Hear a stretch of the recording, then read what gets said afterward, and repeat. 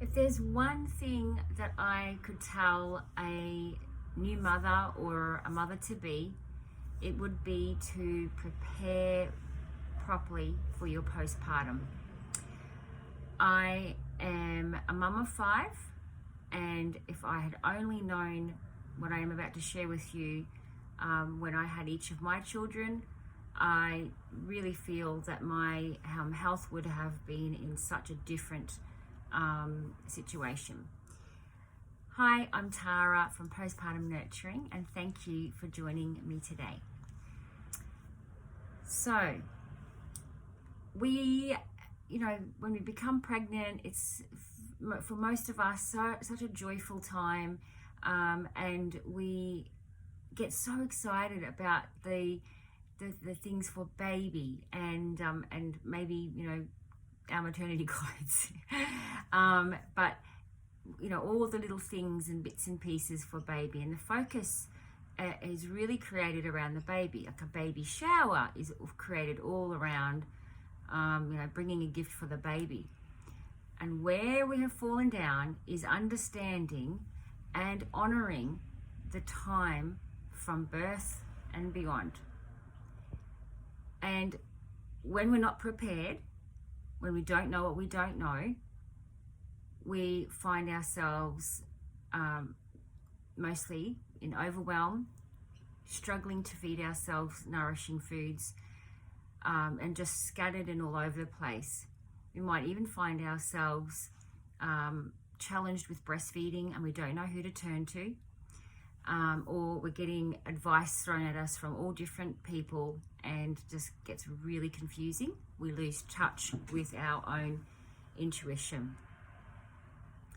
So as a postpartum nutrition consultant, I have learnt many things around how our body changes during the pregnancy and from basically the labour and birth, and what happens when we're not prepared and we are just winging it basically. So maybe a lot of mamas might know these days there's more and more information out there, to eat broths and soups and things like that. But do you actually understand why, and also what else is required? Now, when I had my 4th baby, I did learn about having chicken broths, and so I would make my own organic chicken broths, and I had them ready in the freezer for after I had our 4th baby. However, when we had our 5th baby, I had been vegan for some time, and I was vegan throughout the pregnancy, and I kind of dismissed all that knowledge that I'd heard, and was determined to stay vegan, and also it was our boy was a summer baby, and so I was resorting to smoothies and salads. Now I discover that they're actually some of the worst foods for a new mother to be consuming. Now let's go back to the beginning. So we have often quite low or even depleted in many vitamins and minerals before pregnancy. But then when we have become pregnant, our body is using up much of these nutrients, or all of this nutrition, in order to grow and nourish and have a healthy baby. So our body will use up what we have, and so it cannot use more than what we have. So we need to be eating well during our pregnancy for sure, and we can eat quite a variety of foods during our pregnancy. But once we have our baby, so once we have the labour coming in, and we've got oxytocin and different hormones throughout the pregnancy and then through the labour, mostly oxytocin, we've got this build-up of hormones in our body. And we also go into a shock. The fight,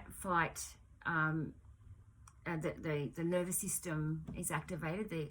The sympathetic nervous system is activated, and it's about survival after having the baby.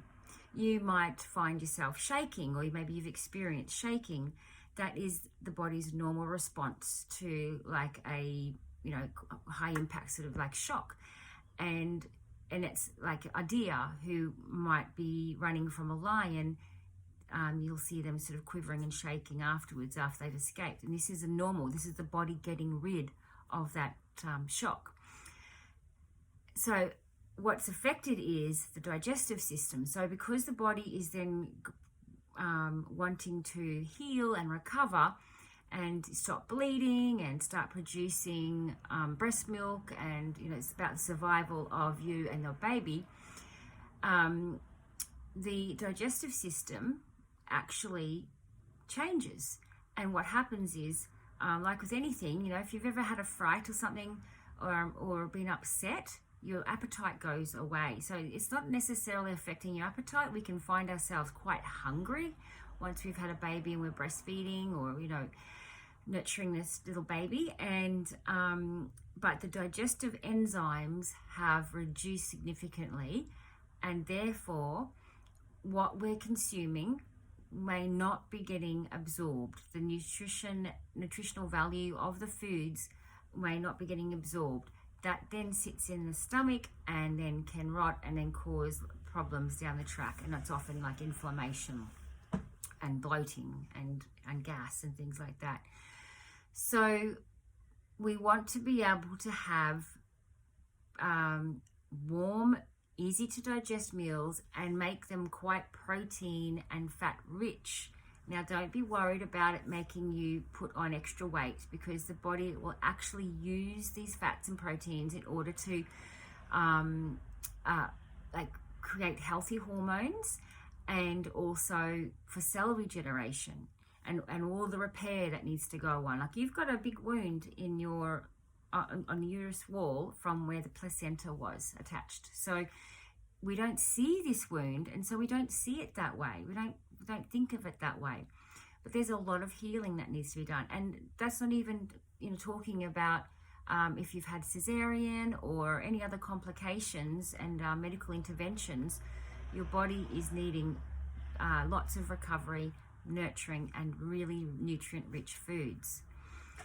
So keeping your foods warm and keeping them easy to digest and keeping them fat and protein rich is going to be absolutely necessary. Now, if even you have gone through your first 6 to 12 weeks postpartum and now you're starting to see there's maybe some postpartum anxiety coming up, or you're feeling a little bit of depression, or you have got bloating or pain somewhere in your joints or anything like that, things are starting to go a little haywire, you can still come back to eating this way, because it is never too late to heal. And so with the proper guidance and the proper nutritious meals planned, you can absolutely come back to healing and health and energy, and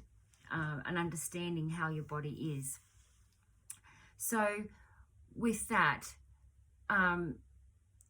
having a plan and having someone even to help you with that is really important. If you're feeling like it's all too hard, you've already got your bubby, and it can be quite overwhelming, but you need something in place where you are able to give yourself these nutrient-dense foods that are easy to digest and are going to give you maximum nutrition that you can absorb and use.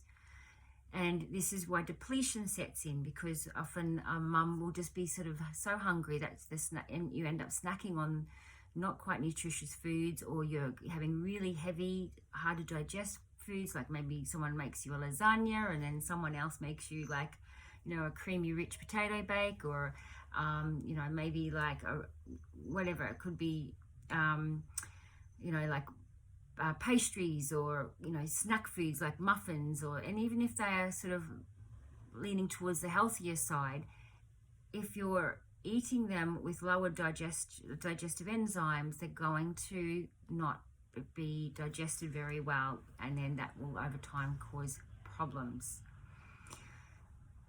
So I'm not sure, just to let you know what I help you with. This is how I help mothers. There is a 6-week nutrition plan that is specifically designed for a postpartum body.